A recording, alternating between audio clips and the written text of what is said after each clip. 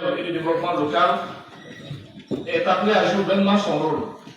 Pour ce faire, il a engagé une série de réformes pour un changement profond dans le domaine de la gestion administrative afin d'améliorer l'offre des services aux citoyens à tous les niveaux, notamment dans l'acquisition des faits d'état civil et l'identification des personnes physiques.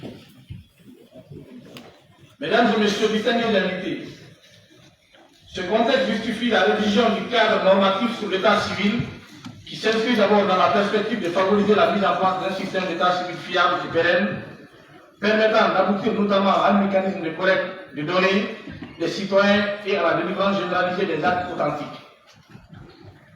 Ensuite, elle vise à privilégier l'élaboration des politiques nécessaires visant à protéger le caractère confidentiel des informations d'ordre personnel qui figurent sur les actes d'état civil.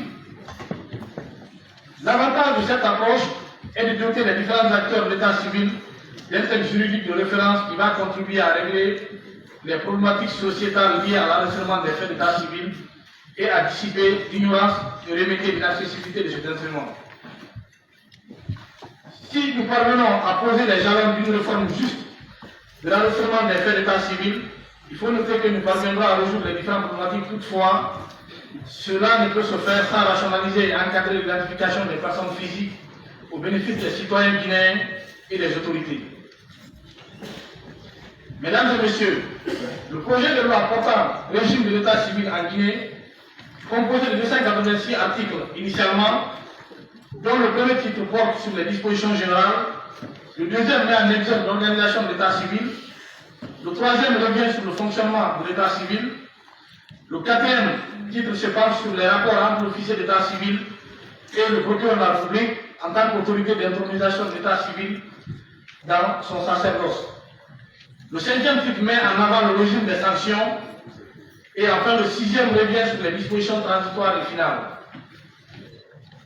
À la réponse à certaines inquiétudes et questions soulevées par les honorables conseillers, nous avons bien voulu renvoyer la question de délivrance des certificats de résidence aux mairies, mais tout en mettant d'autres dispositions au niveau secteur, cette fois-ci, qui consistera à faire délivrer par les chefs secteurs au niveau de chaque quartier des attestations d'habitation. Dans chaque quartier désormais, pour l'établissement d'un certificat de résidence, le citoyen qui réside dans un quartier secteur 2 ou 3 aura la possibilité de se rendre sur le chef secteur afin d'établir pour lui l'attestation d'habitation et qui est contresignée par le chef de quartier, et c'est sur présentation de ce document qui portera désormais la mention du nom prénom du citoyen et son numéro identifiant qui permettra à l'officier d'état civil au niveau de la commune d'établir le certificat de résidence. L'avantage de ce processus permettra désormais aux collectivités de savoir exactement quel citoyen habite dans quel quartier. Si Dr Dansa Kourouma, citoyen du quartier d'Ambaï, se présente à la mairie avec une attestation d'habitation délivrée par le chef secteur et le président du conseil de quartier de Kobaya, cela voudra directement à l'officier d'état civil qui doit changer désormais la résidence du Dr Dansa Kourouma de l'Ambaï pour Kobaya. Et vu que dans le nouveau système de registre d'état civil, en plus d'avoir le registre, dans ce registre, Dr Dansa est lié à son épouse et à tous ses enfants. Donc automatiquement, ça voudra dire que toute sa famille sera considérée désormais comme habitant du quartier Kobaya, lieu place du quartier Lambaï. Également sur la question se rapportant aux autres faits d'état civil, notamment le certificat de décès ou les autres documents d'identité, je rappelle ici que lorsque vous prenez le code des collectivités révisé en l'an 2017, à ses articles 29 et 30, cette loi a transféré un certain nombre de compétences aux collectivités. À l'article 29 de cette loi, l'état civil fait partie des 11e compétences transférées aux collectivités. Donc, dans les débats ici et avec les sectoriels, cette loi vient plutôt corriger une imprescription qu'on avait au niveau de notre administration depuis plusieurs années, qui faisait des autorités de contrôle des services d'identité et de l'état civil comme des autorités de délivrance. Dans tous les pays du monde, en Afrique ou ailleurs, ce sont les collectivités qui ont compétence de délivrer les actes d'identité et les actes d'état civil.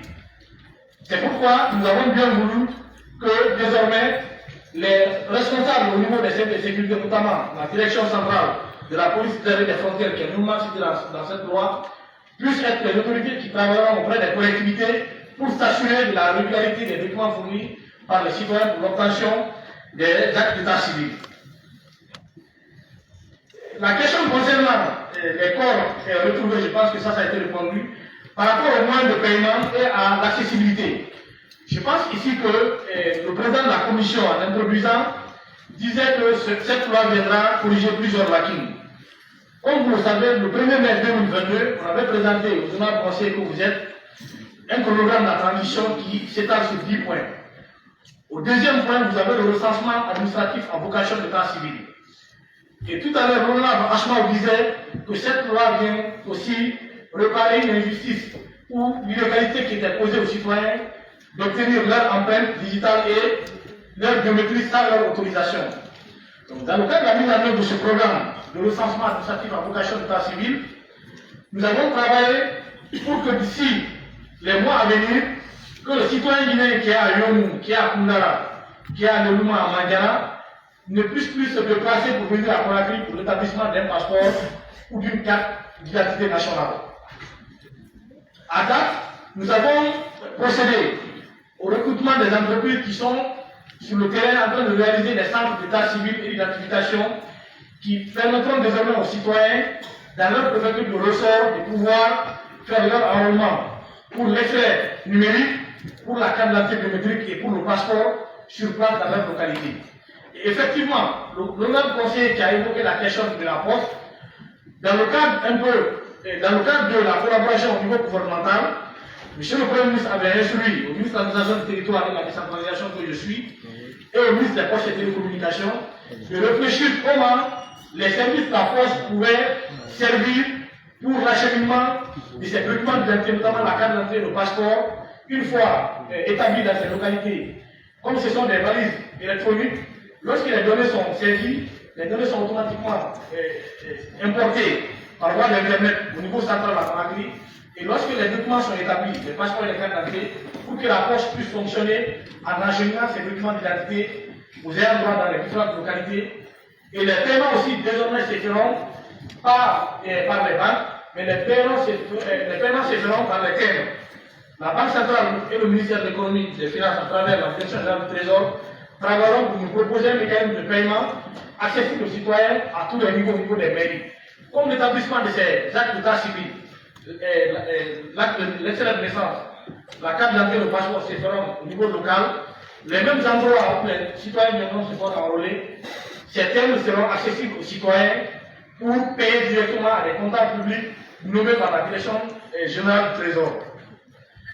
Parlant de la loi sur l'identification des personnes physiques en République de Guinée, cette loi, effectivement, comme je le disais lors des discussions en intercommission, part au-delà des questions simplement liées au recensement administratif à vocation d'état civil ou aux questions électoralistes, mais cette loi permettra de régler plusieurs problèmes dans notre pays. Le 5 septembre, le CNRD a donné le pouvoir avait pris l'engagement de faire de la moralisation de la gestion de la chose publique une priorité. Aujourd'hui, comme nous le savons, le secteur immobilier est l'un des secteurs où le blanchiment d'argent règne beaucoup. Après l'adoption de cette loi par vous, honorable conseiller, il ne sera plus possible pour un citoyen désormais d'acquérir de l'immobilier, que ce soit des parcelles ou des bâtis, sans pouvoir donner son numéro d'identification qui sera écrit, qui sera transcrit sur le titre foncier que le gouvernement s'apprête à donner aux citoyens. Donc ça permettra non seulement de régler la question de gouvernance à ce niveau, mais l'autre chose c'est sur la question de sécurité. Aujourd'hui, vous avez des personnes qui sont arrêtées pour des faits de détention d'armes de guerre ou bien d'assassinat à Yomou, ils sont jugés 6 mois après, lorsque les grâces doivent être accordées à des prisonniers, ils se retrouvent dehors.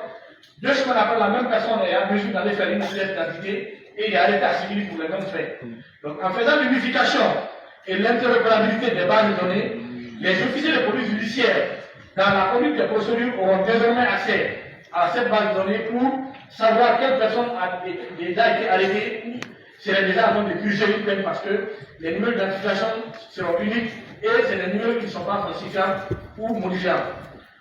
Lorsque vous prenez la question liée aujourd'hui à la gestion des finances publiques, surtout au niveau des banques, ce n'est pas rare de voir aujourd'hui des comptes au niveau de plusieurs établissements bancaires ouverts à des noms qui sont différents de la photo des personnes qui sont sur ces comptes. Vous remarquerez qu'un ministre en fonction ou un directeur général peut ouvrir un compte bancaire avec lui-même son identité, mais tout en mettant la photo de tout pour ne pas qu'on puisse se rendre compte que de l'argent qui se trouve sur tel ou tel compte ne vient pas de sources licites.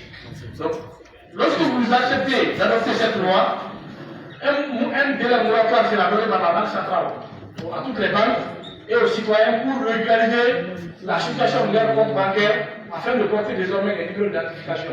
Donc, le gouvernement de la Banque centrale ou au niveau du ministère de la Justice, l'agence de gestion des avoirs saisis est en mesure de savoir toutes les comptes qui se rattachent à un individu dans notre pays. Également dans le secteur de la santé. Aujourd'hui, depuis plus de 5 ans, le gouvernement successif dans notre pays a investi plusieurs centaines de millions de dollars dans le cadre de l'amélioration des soins de santé primaires à la base, à savoir la prise en charge des femmes enceintes et allaitantes, la prise en charge des campagnes de vaccination. Ce n'est pas rare de voir régulièrement dans les indicateurs de la santé que les données de santé, de vaccination sont à 110, 120%, 130%. Mais sauf que lorsque vous réalisez des enquêtes dans les mêmes collectivités qui présentent des taux de vaccination qui vont au-delà de 100%, vous remarquerez qu'il y a encore des enfants qui n'ont pas été vaccinés.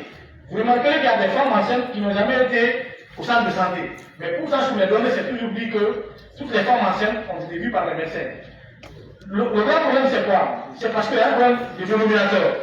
Lorsque le dénominateur n'est pas bon, lorsqu'on considère qu'au niveau de la commune de Matam, on a 1700 enfants de 0 à 59 mois en âge de vaccination, étant donné qu'on a plus d'enfants dans la localité, on a toujours des taux de vaccination qui vont au-delà de 100 et quelques pourcents, mais étant donné qu'il y a tous les enfants non vaccinés.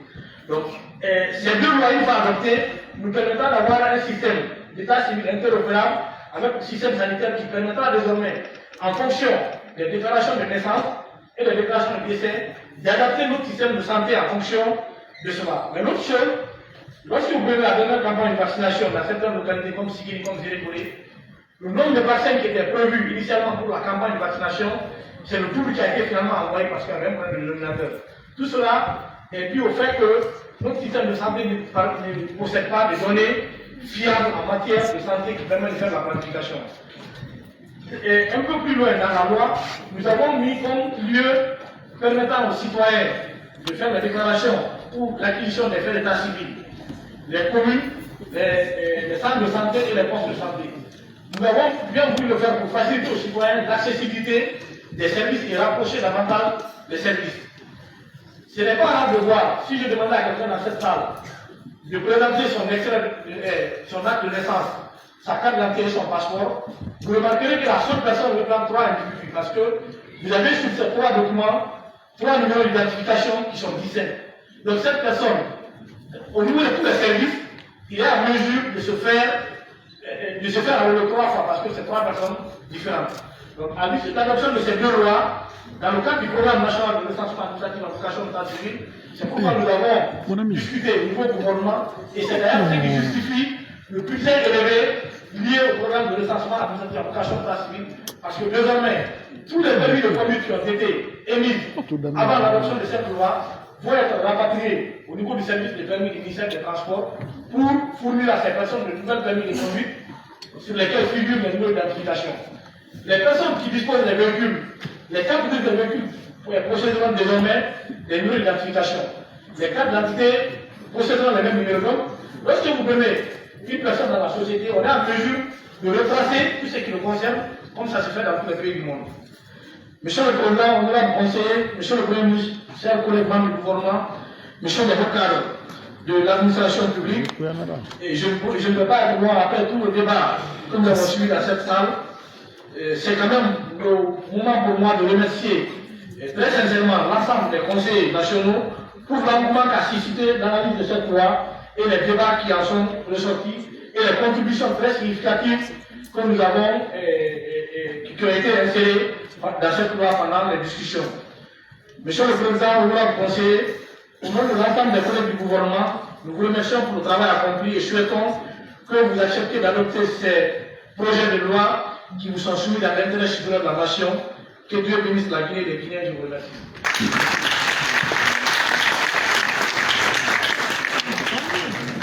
Merci, Monsieur le ministre. Mais je voudrais dire à ceux qui sont à ma gauche que ce n'est pas à vous d'applaudir.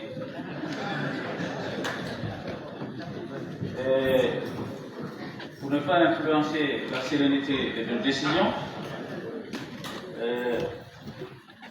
vos applaudissements ne sont pas les bienvenus. En effet, Monsieur le ministre de l'administration du territoire vient de dire aux conseillers nationaux de vive voix sa satisfaction pour la qualité du travail. C'est moi qui suis honoré parce que examiner ce texte sans complaisance, dans un esprit de collaboration entre l'exécutif et le législatif, et qui nous a permis d'avoir ces améliorations substantielles qui touchent par endroit la moitié ou par endroit le tiers du texte. Je pense que c'est quelque chose d'important. C'est ça que je dis souvent aux conseils nationaux, on peut être critique et pertinent, et tout en étant respectueux et humble. C'est extrêmement important. On peut contribuer à qualifier le travail sans excès, sans invective. Parce que quand les membres du gouvernement se prêtent à cet exercice de confrontation ou à cet exercice contradictoire d'amélioration de la qualité des documents, ce sont des mesures ou ce sont des actes républicains. On doit, par notre manière de faire, les encourager à être toujours disponibles, disposés à contribuer à plus de clarté. Si vous décidez sur ce qui n'est pas clair, votre décision est une décision qui pourrait s'avérer corrompue, parce que vous n'avez pas eu tous les éléments d'appréciation avant de décider. Et l'initiateur des lois, ils savent pourquoi ils ont mis telle ou telle disposition. Nous savons aussi, en tant que législateur, cette disposition-là, est-ce qu'elle contribue à qualifier le texte, mais aussi à répondre aux attentes du peuple que nous avons la responsabilité de représenter. Et nous allons passer à la phase réelle. Et je remercie l'honorable Savian pour sa sagesse. Il est très jeune, mais cependant il est sage. Et, Monsieur le ministre, parce que vous êtes en charge de la décentralisation, nous avons opté à travers cette loi de décentraliser des choses qui sont sensibles, des choses qui touchent aux personnes. Et il faudrait que nous ne limitons pas à une décentralisation des compétences sur le plan territorial. Pour créer le rapprochement, il faut les moyens techniques, les moyens humains et surtout les moyens technologiques pour que les communes soient en mesure de répondre aux exigences de ces lois.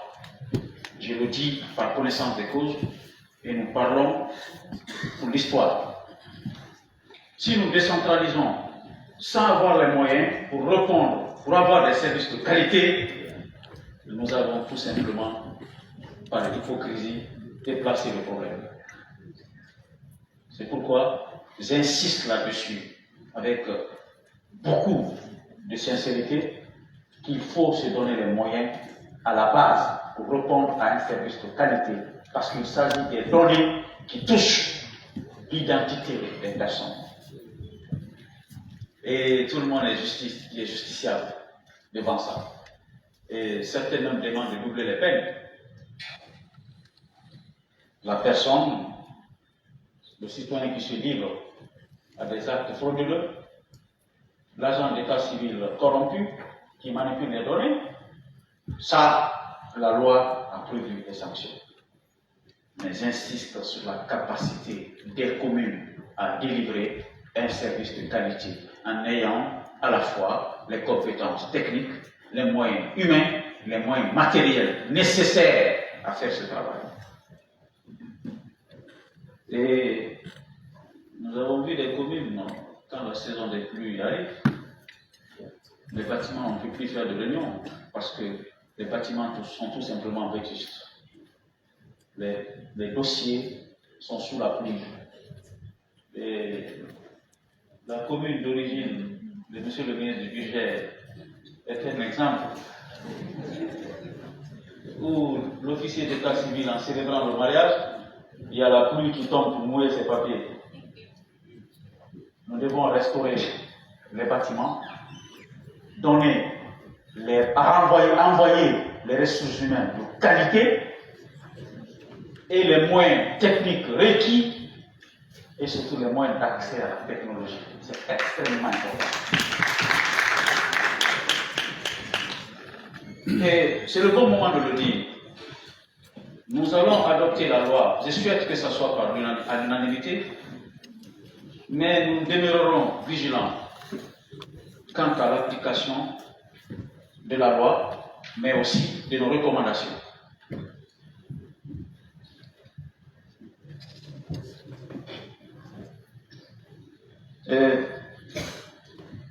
Monsieur le ministre, on parle de tarification.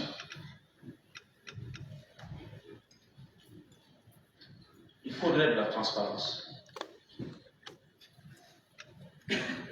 Certificat de résidence au niveau communal, c'est une excellente idée. Et les communes étant dotées de légitimité, parce que issu d'élections, l'acte authentifié par le maire est un acte légitime, mais aussi un acte légal. Ça qualifie le certificat de résidence. Mais ma foi, il faut résoudre la question d'accessibilité et la transparence dans tout le processus.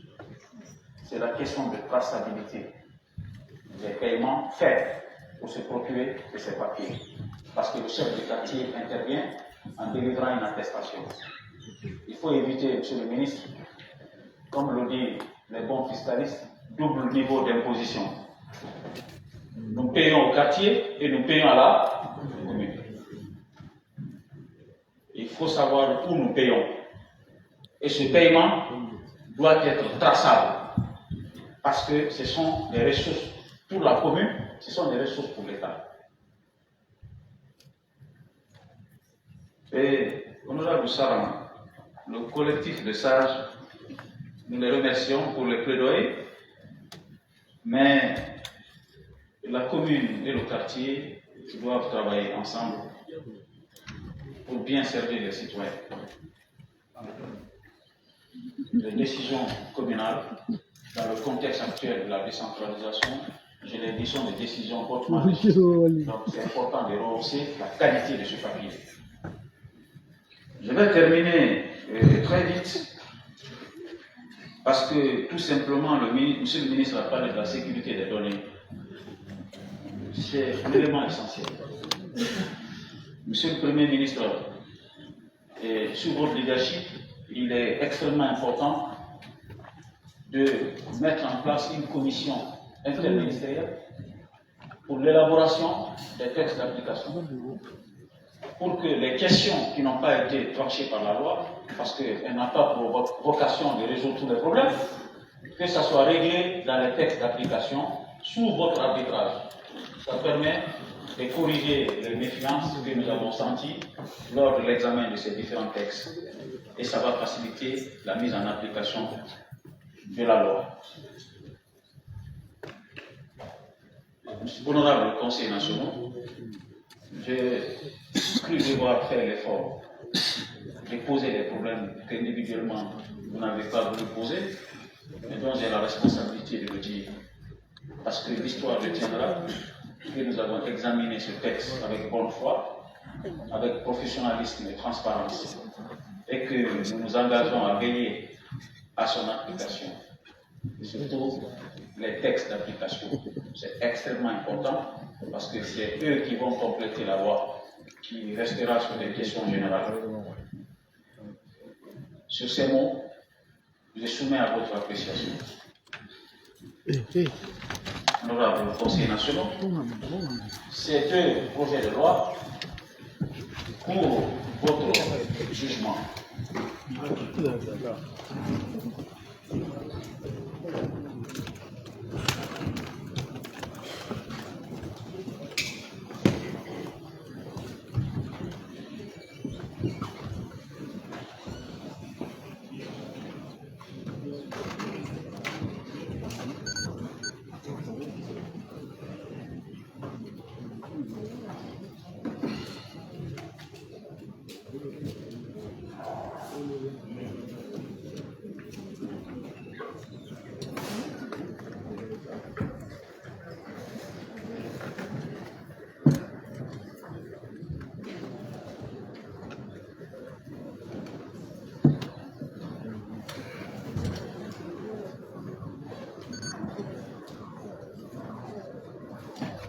Honorable Conseil national, ça va, vous êtes prêts?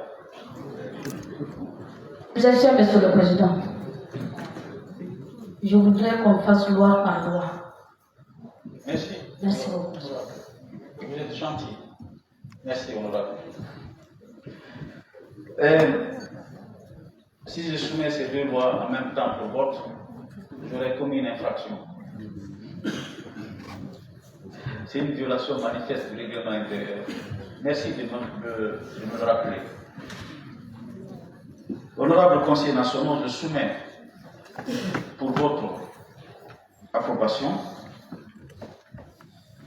la loi portant régime de l'état civil en République de Guinée. Quels sont les conseillers nationaux, sous réserve de la prise en compte de l'ensemble des propositions qui ont été approuvées par la plénière? Quels sont les conseillers nationaux qui sont pour lever la main? Laissez, s'il vous plaît. Quels sont ceux qui sont contre? L'abstention. La loi portant régime de l'état civil en République de Guinée est adoptée à l'unanimité.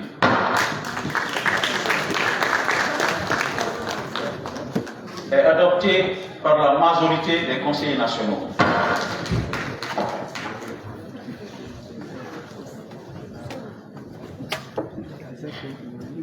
Je soumets à votre appréciation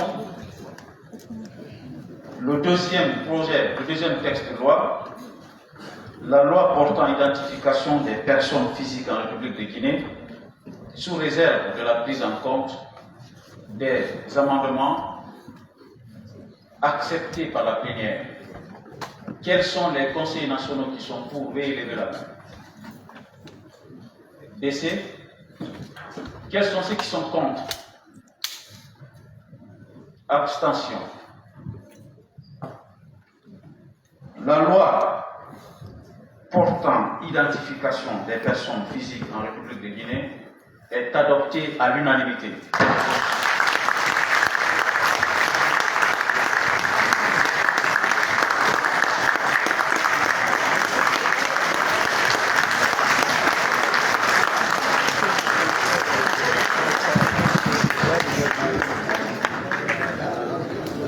Honorables conseillers nationaux,